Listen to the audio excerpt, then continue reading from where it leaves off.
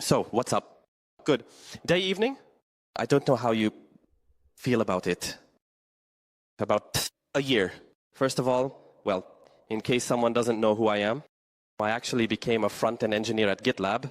It's one level above senior. Nothing has changed. I run the educational project JavaScript.Ninja, and some of you might know me from the YouTube channel JavaScript.ts, where I try to, more or less weekly, who am I kidding? Conduct streams and raise money for the armed forces of Ukraine. So if you've just found out about this YouTube channel, feel free to join. So, a year ago, I spoke right from this stage with a talk about why I moved away from React in my TypeScript projects and where to.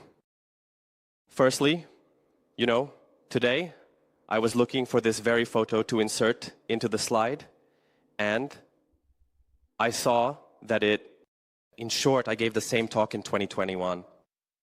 So, well, the years are taking their toll, meaning the sclerosis is progressing. But then I looked at both of these talks from 2021 and 2023, and it turned out, no, it's fine. That is, a certain series of thoughts have changed for me. And overall, I hope that today, and today I actually planned, because there have been several conferences, not just framework days. Could we start the timer if possible? Because I really love interacting with the audience. Yes, but I would still like to keep myself within limits. Thank you. So, I attend several conferences, proclaiming what might be obvious truths for some and sacred truths for others, urging you to go somewhere or think about something, and so on. But in the end, I enjoy writing code. And so I thought it through. Now I will go and say that. This is my last slide. We will open VS Code and start writing code. However, the universe had its own plans for me. So for example, today I'm presenting unconventionally with a headset microphone and with this, why? So that I can do this. And the whole audience didn't hear it. So actually, today I will be selling you a library, something like a loader, which, let's be honest, is quite often found in our projects. But for some reason, we are all embarrassed to admit it. Some people think it's somehow unprofessional and so on. You might ask me, what does React have to do with it? Well, first of all, if Babbage can talk about React, then why can't I? I was at the first presentation today. Both he and I were forbidden from swearing. That's it. Secondly, yes, in the end, what can you do to me? I'm from Kharkiv. For the last 2.5 years, I've been living here, there without leaving. So, what can you scare me with? So, however, I want to start with this. What is effective code for you? It depends on the context. Let me guess. You already have a senior position, right? No? Then you'll become one soon. Because? Senior plus, sorry. Because the main skill of a senior is, it depends. What? But still, for normal people, like those who aren't architects yet, what is effective code? Easy to maintain. Which one? Excuse me? Easy to maintain? Easy to maintain. Anything else? Performs tasks. Performs tasks. Somewhere there, it's immediately clear who is in it for the idea and who has already sold out to business. I've managed to run between these two states of selling out to business and being in it for the idea. About 6 times I'm even tired of counting. So, first of all, today I will be talking about TypeScript and what makes TypeScript good. Theoretically, there should have been a product placement for my upcoming TypeScript course here, but no, there won't be.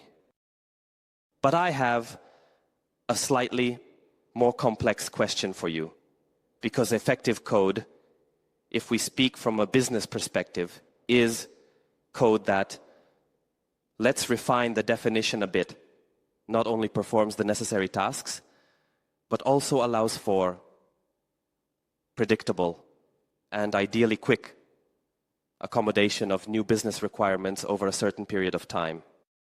That's why average code in the moment might fulfill all the business whims. But over time, we face the problem of maintenance, as they say, maintainable code. And what is effective code for you?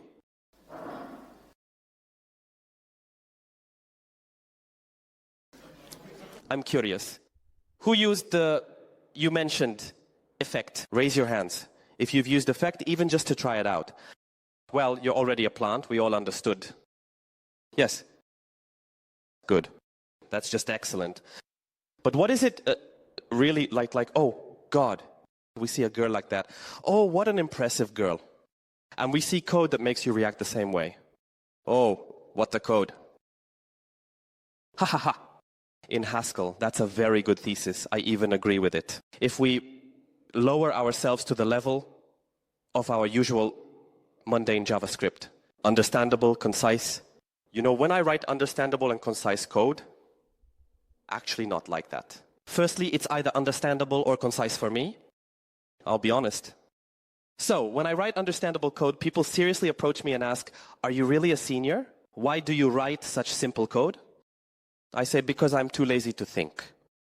And when I write concise code, either I look at it later and it becomes less concise when my colleagues make changes, or it remains concise, but I stop understanding it because someone changed something.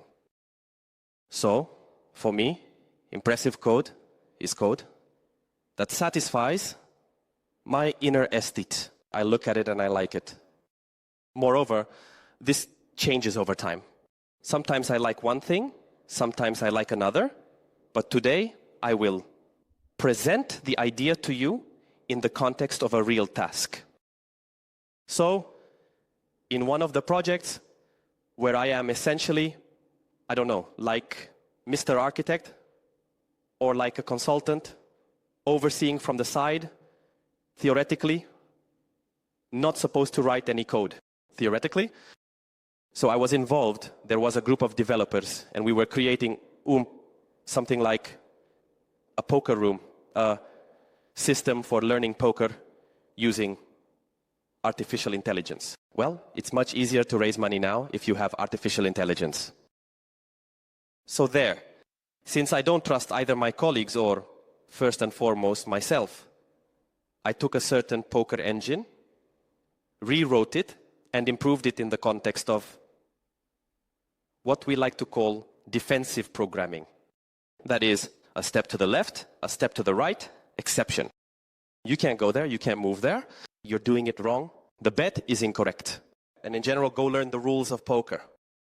Because, by the way, these exceptions turned out to be the only way to make my great colleagues, well, since I chose them, so great colleagues, finally do what they always love to talk about, damn them, at the dailies. What were you doing? Immersing in the subject area. 3 weeks ago. And why can't I put 400 chips here? Because according to the rules of poker, the minimum bet here must be equal to twice the previous one. So it's 500 there. I later saw that we, use asynchronous stand-ups. It's when a bot comes and asks you, what were you doing? I later saw that this person was immersing themselves in the project's subject area for those 3 or 4 days. And it's not that the person is bad, it's normal. So, I wrote a game engine, and around it we wrote a certain wrapper, meaning a session server, using, Fastify, on node, nothing, globally interesting. What is a session server? It's everything that manages certain uninteresting things. Creating a room, placing players there, registering players, keeping track, entering, exiting, nothing that has poker-specific features. Of course, the web interface, certainly not on React, I'm still capable. Well, according to the VLK version, for sure. So, actually, on the view, and then we, of course, started integrating with systems, as it sounds grandiose, with the artificial intelligence system. Actually, for us, as JavaScript developers, here are 5 endpoints, some swagger, and a strong feeling that there's that system we were given access to. You know, since I studied in graduate school, I learned very quickly to distinguish between code written by scientists and code written by engineers. The code written by scientists is something you better never look at in your life. And there, it was even worse, like squaring it. It was an API provided by scientists.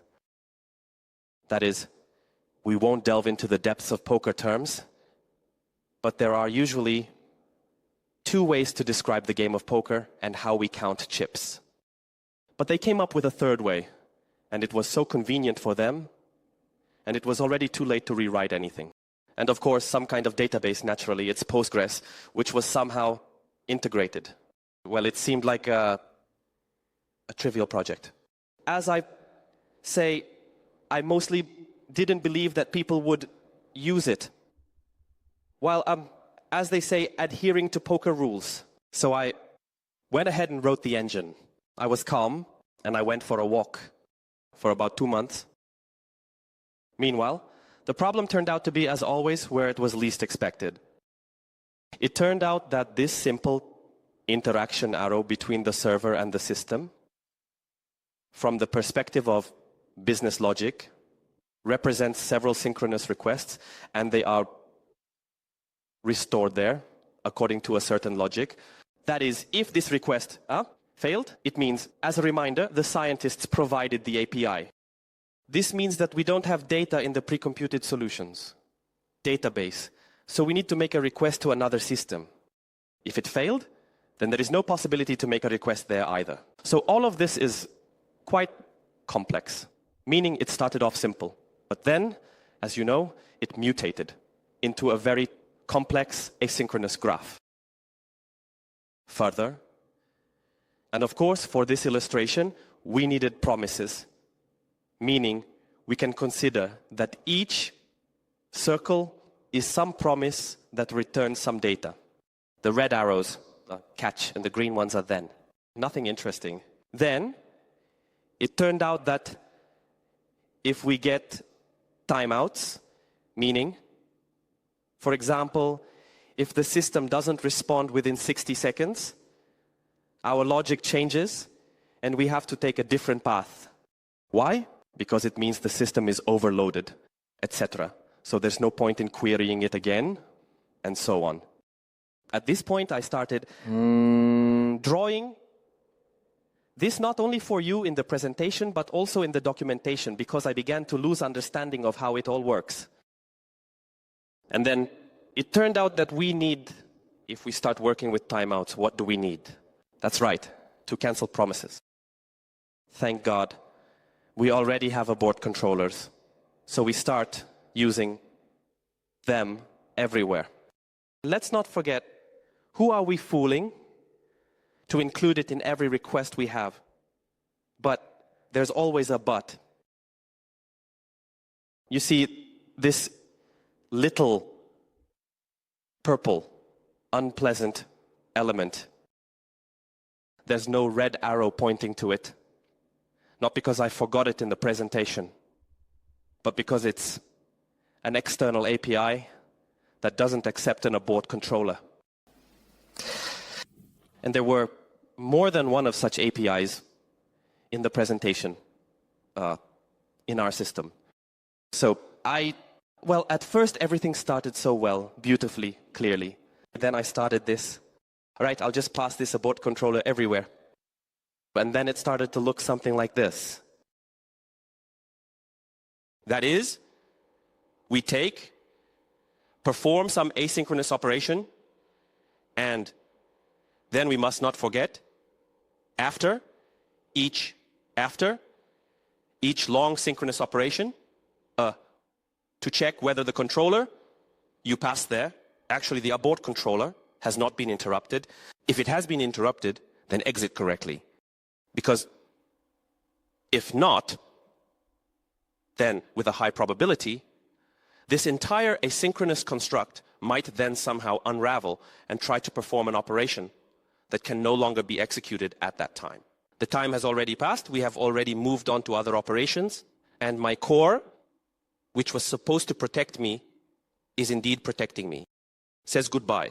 Everything has crashed. The client is crying. Oh Lord, how important is it? Does it matter how right you are if your client is crying? All right? And I looked at it, and what did I start? Yes, I started crying, but after. Let's skip that. You know, all this anger, depression. I started writing some wrappers. I began to have code like something like this. A master class with one hand.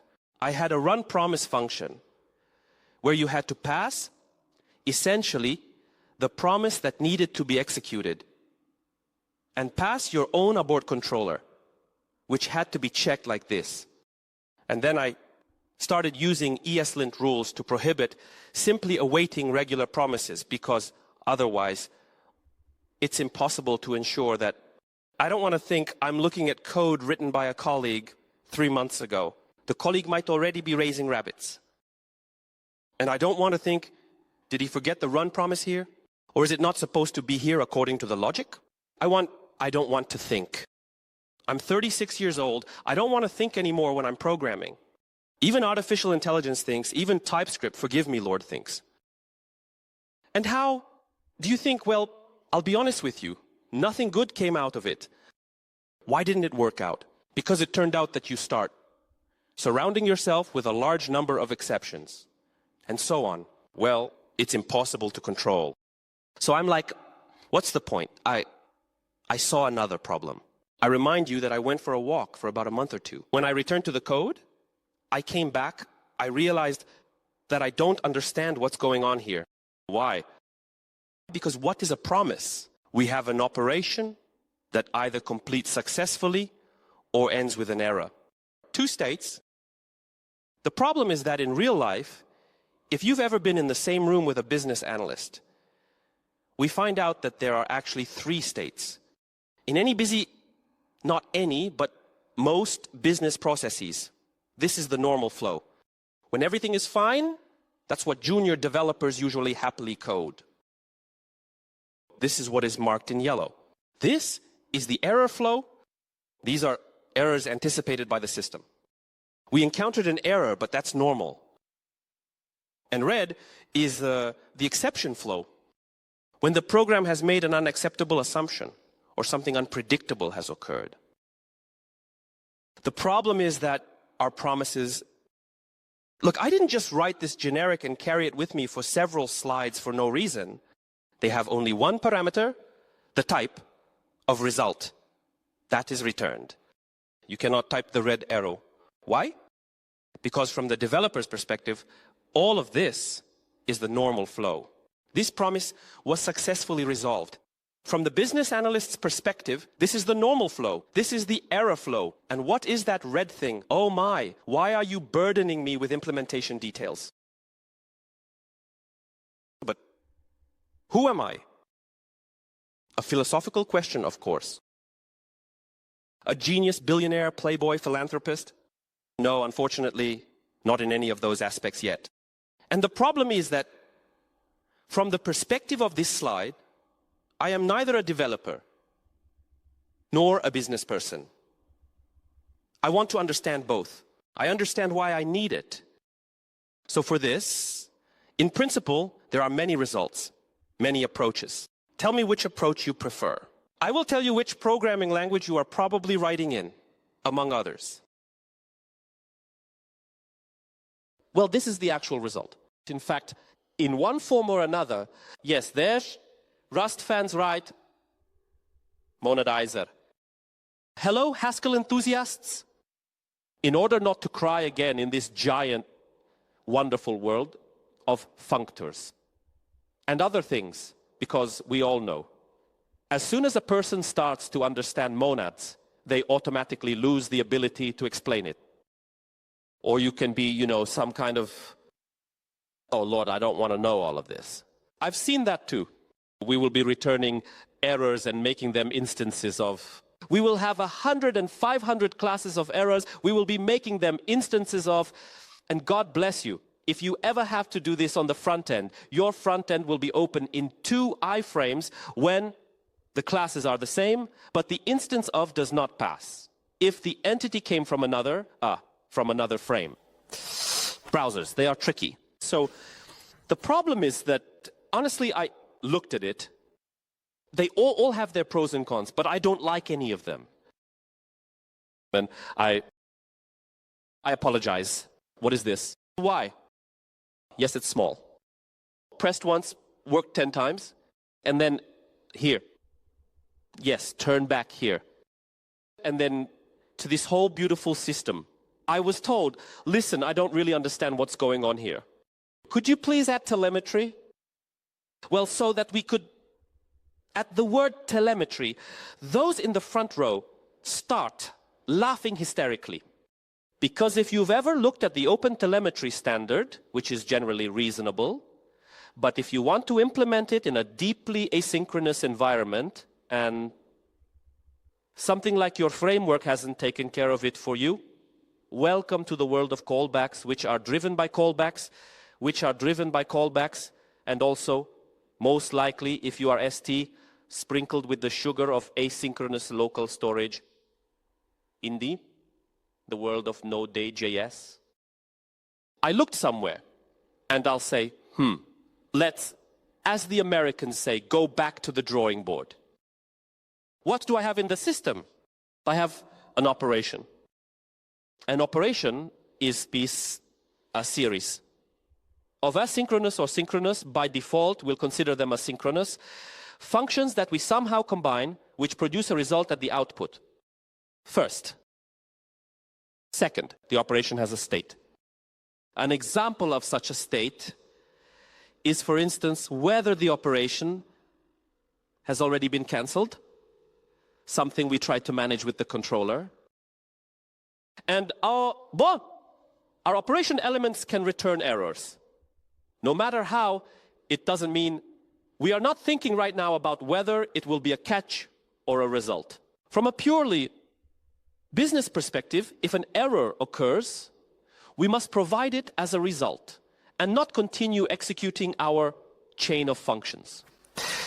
The operation can be controlled externally. That is, we can cancel the operation. For example, even if the second element has been executed, there is no point in executing the third one because the operation has already been cancelled, for example, due to a timeout. Next, the operation can generate new operations. Well, of course, if I am doing something, then I might need to do this something in parallel. And these operations can generate even more operations. And I start to have a tree. And I realize that when I cancel a top-level operation, I want to cancel the entire tree.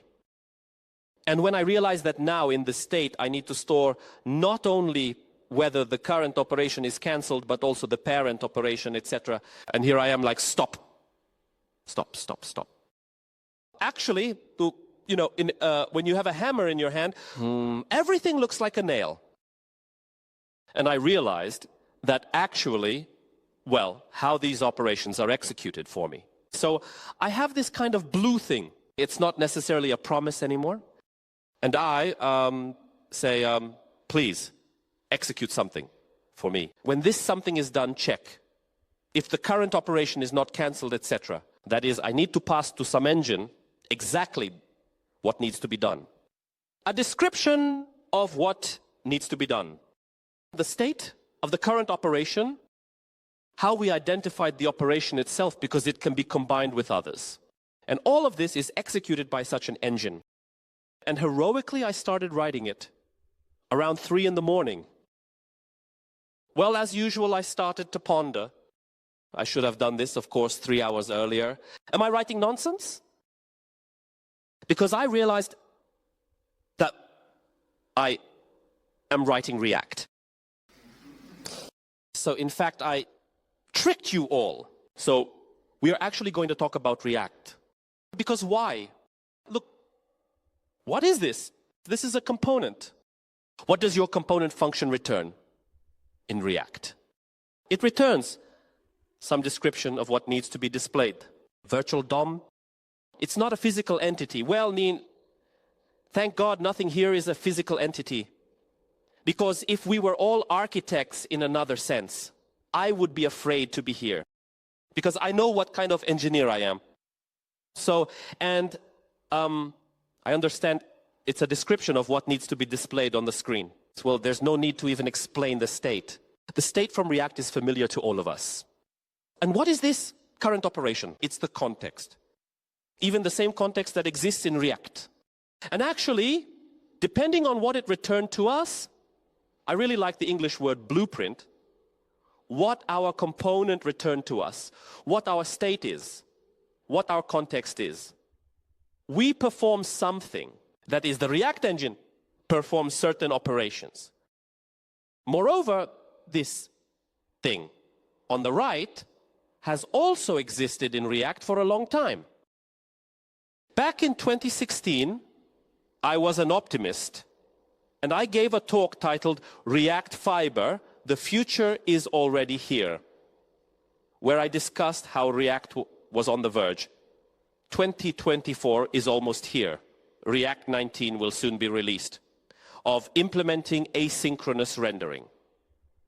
This includes the idea of breaking operations into separate elements, which they call fibers. The ability to pause or cancel these fibers to achieve 60 FPS on the client and the ability to recreate fibers.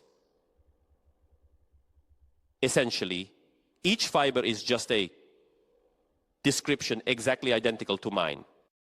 So all of this, these are fibers. And here I am thinking, and I mean, wait, I think stop.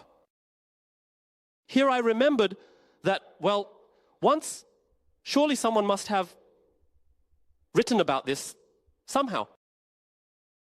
I searched and found a small library. So small that they have now raised only $4 to $7 million. We'll talk about this too, called Effect. They're like classic, like, let's now we'll find Wi-Fi. That's because I respect you and I turned off the connection on my mobile phone. So, while we're connecting, just so you know, I don't use Windows. I was forced to. Just kidding, I'm actually forced to work on a Mac. And I sometimes use Windows to play in VR and draw in it. So, Effect.ts says Gida, we've already done everything for you. What you called an operation, we call an effect. And the concept is absolutely identical. Where is my presentation? Your effect is a description of what needs to be done. Your effect is executed by an engine that you do not see. This is essentially core effects. And the engine then returns control to your operation, which is also in essence an effect. But oh my, these are already implementation details. As Linus Torvalds said, and I never tire of quoting him, talk is cheap, show me the code. So how does it look? Oh, it can look different. Yes, now we will take some, for example, it might look, not this document, but for example, like this.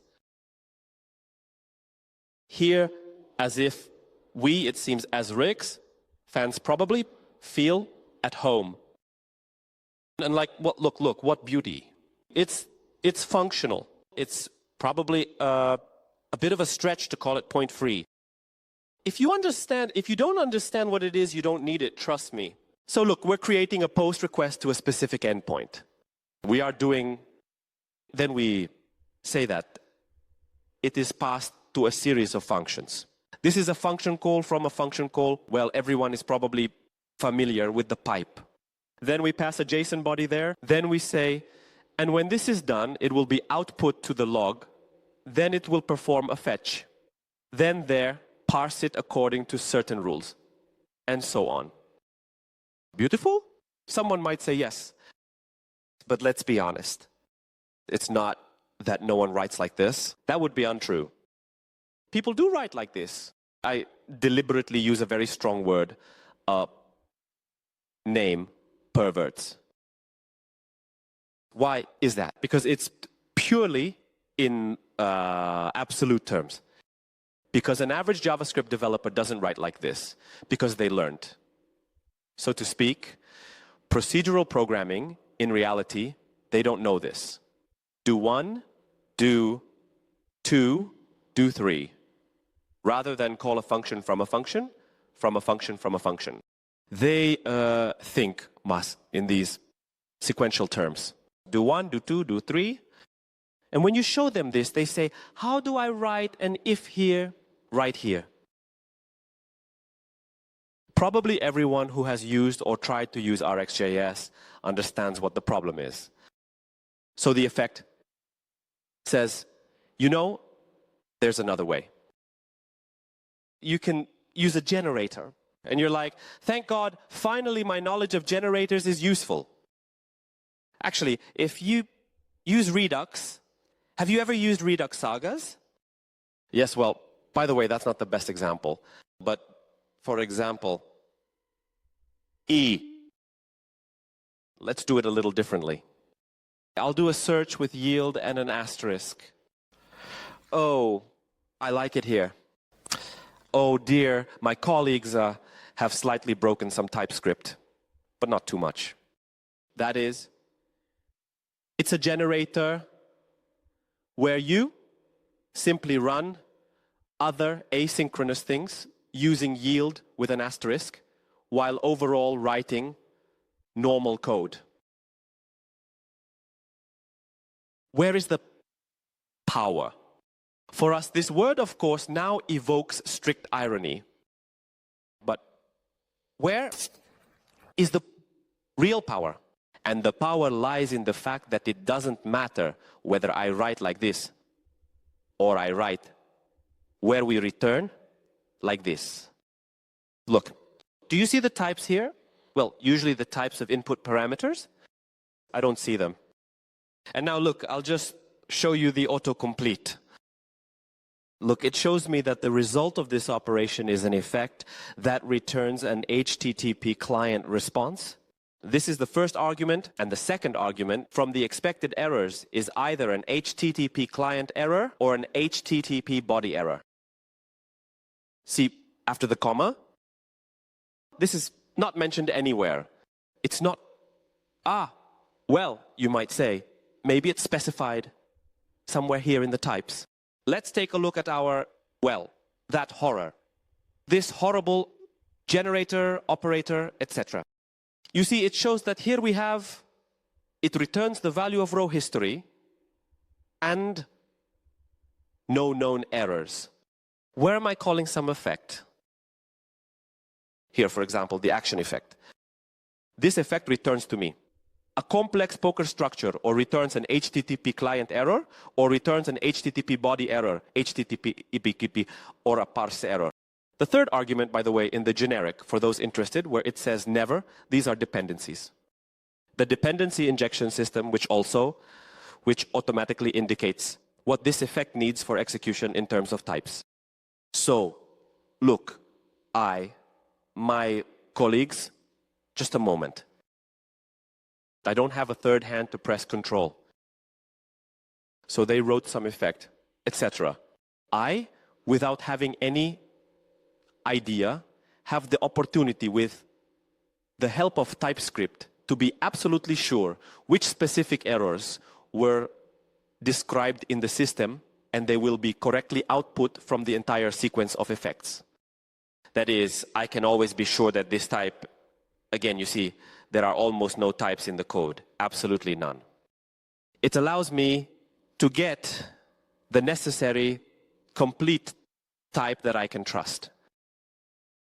Moreover, this became fully possible because previously in TypeScript there was only half of what was needed for this.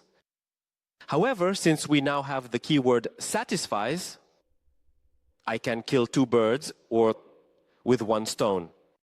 First, I can certify and verify in the code that this function, getGlupaPAction, fulfills the contract I need. That is, I can specify that it is mandatory for this function to return an effect.bot action response. And what errors it returns? Well, that's not very important to me, and it's important to me that it doesn't depend on anything. Why can't I specify this as a type here, the value that is returned? Because then I deprive TypeScript of the ability to infer the exact type with these specific errors at this stage.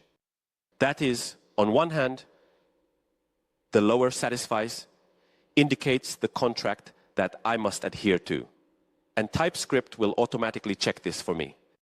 And on the other hand, I ensure that this contract will not be too general, because we know an export that we have specified the type of the function that is returned in detail. Well, why would I need to specify it further? A general type is written, and we will maintain a general type. So in fact, I can trust the code, and this gives me the most magical feeling I have. I can come back to the code 3 months later and be sure that when I refactor it, that I haven't forgotten anything. Because all the errors in the code, all other constructs, they are automatically inferred. The effect allows me to work without the need for an explicit large description of types. Here, you see I had to, for example, indicate that the expected type here is a bot action response. But that's exactly what it is, so that it checks that this construct satisfies the type. But that's not all. When we start using all these generators and so on, we get many more benefits. Firstly, we no longer execute the functions ourselves. Firstly, this means that no one can bypass code review or say, you review my code and I'll review yours, and we won't tell the team lead anything. Sounds familiar, right? In GitLab, we sometimes do this too, but I didn't say that. So it's impossible for me to just insert and await for something. Like, I don't want to deal with this effect. Oh my God, just let me execute the promise. Oh no, sorry, it's a generator. You don't have the keyword await. Be kind enough to at least wrap this promise in an effect run promise, which will turn into an effect that will ask you to further define types. More trust. Secondly, since now, your code, for those who use Redux Saga, it's the same, and that's another perk. If you know Redux Saga, you already know 90% of the effect, which is if your code generates what needs to be done, but does nothing itself. The perfect architect. And you, for example, when you write tests, you can say, if a request comes to do this, return this value.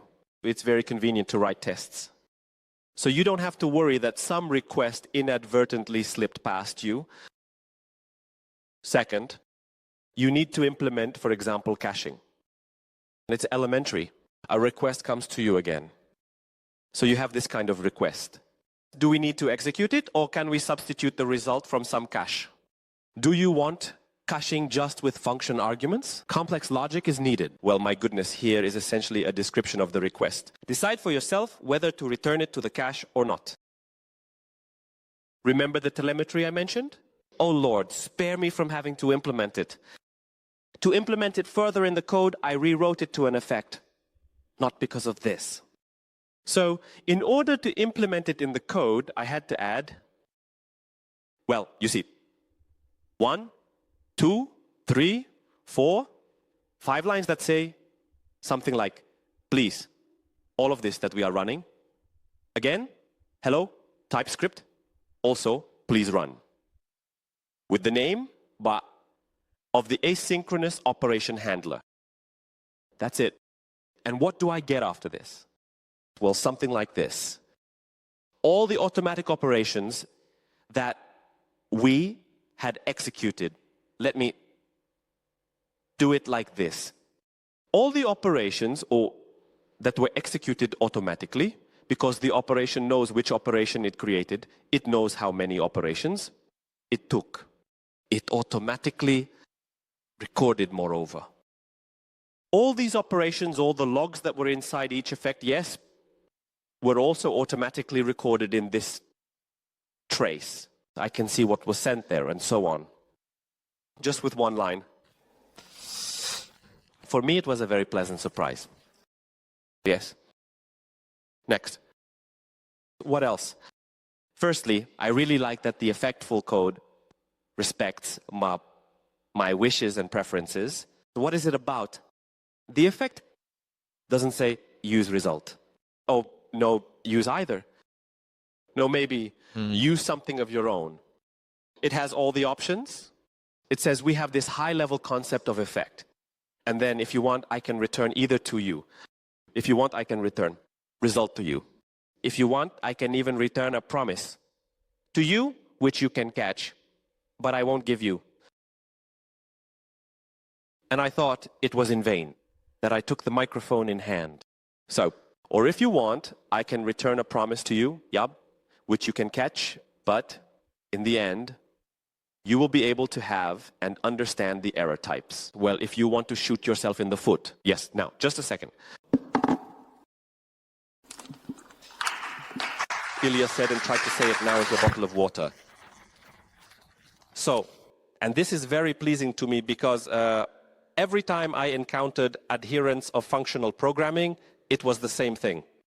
You're a fool until you learn category theory, until you can explain what monoids are, what a fixed point transformation is, like this.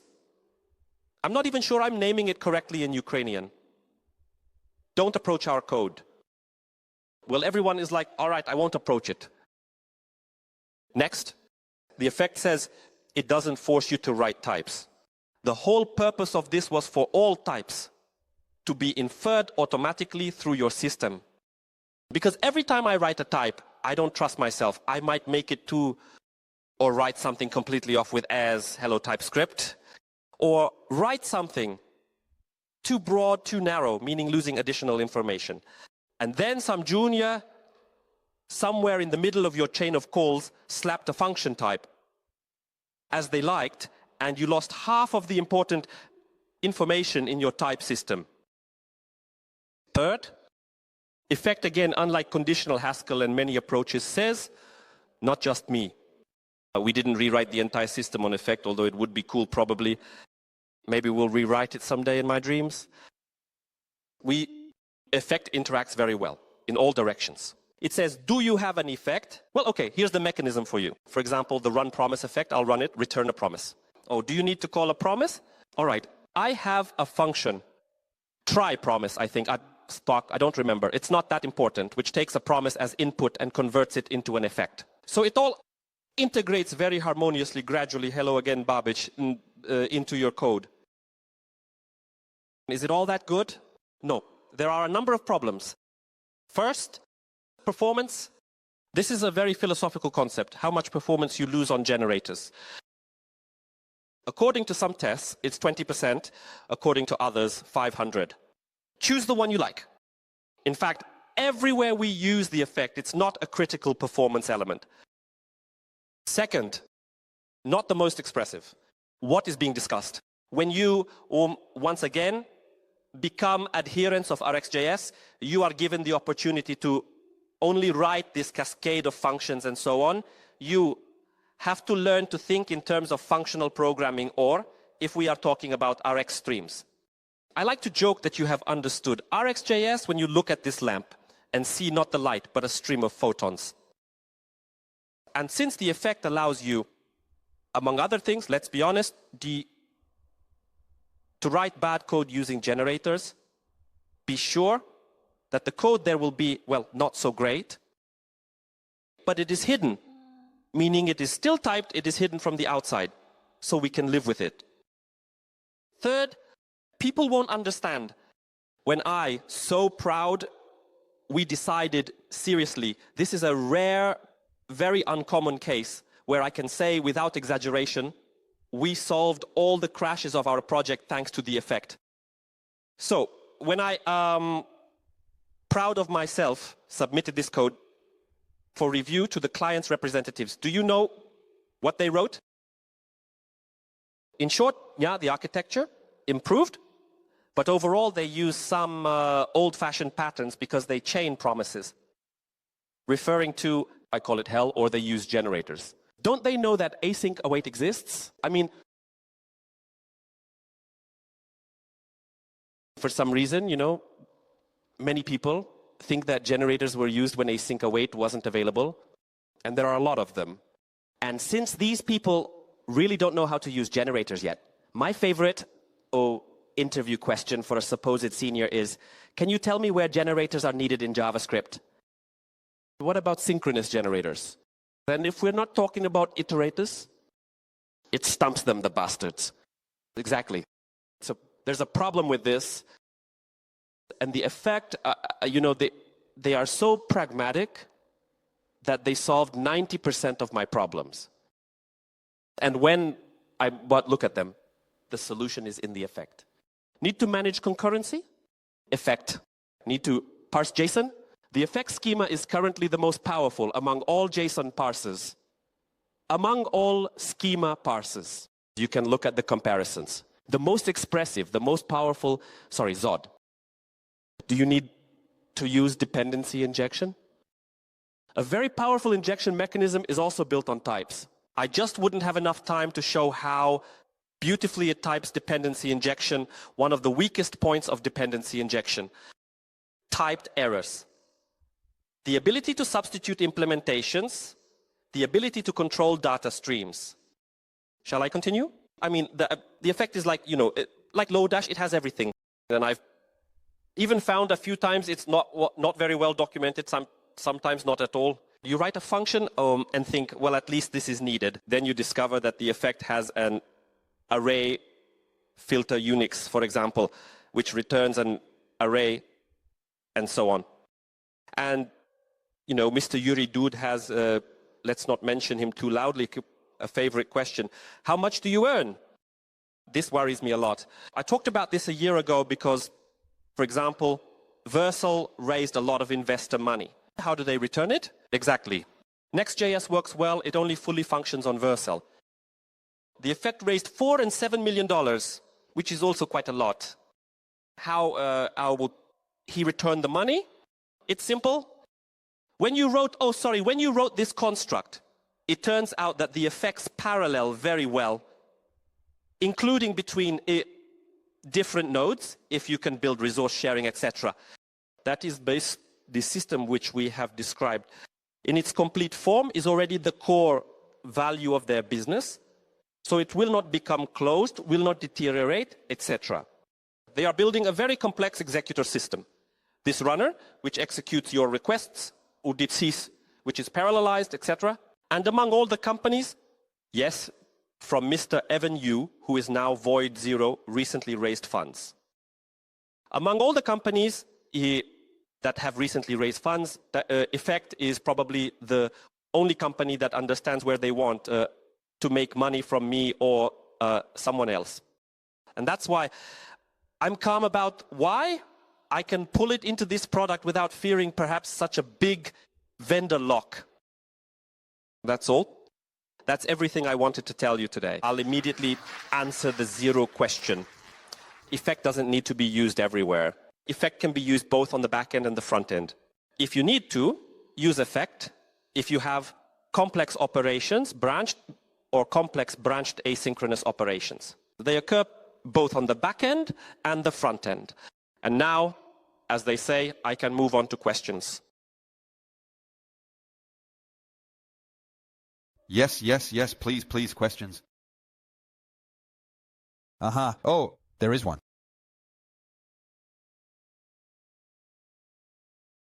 Hello.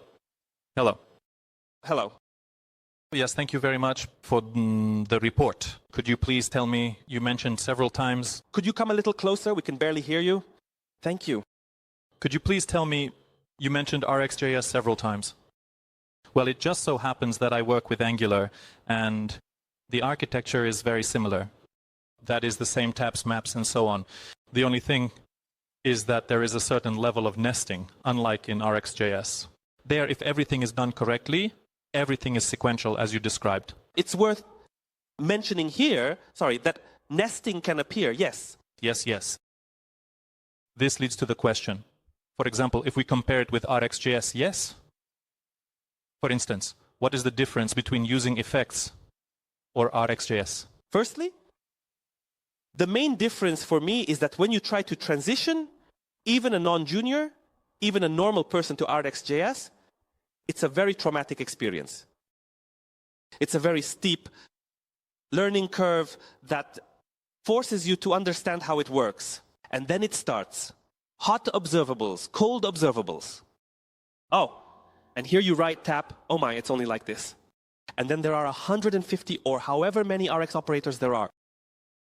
So this entry curve, they are really very similar, which is why it hinders. And that's why I consider it a cool discovery of the effect. This syntax, similar to Redux, which allows people to continue thinking in an imperative style for a while, and that's not so bad. I write some things in effect, in a functional style like Rx. Some I write in an imperative style, as it's more convenient. And I'm not ashamed at all, and I love it when I'm not ashamed. Okay, good. Thank you. Yes, I see another question. Thank you for the presentation. Very thorough, very interesting. It's great that you came to write this library in your own way and then found it. That's cool. And my question is this.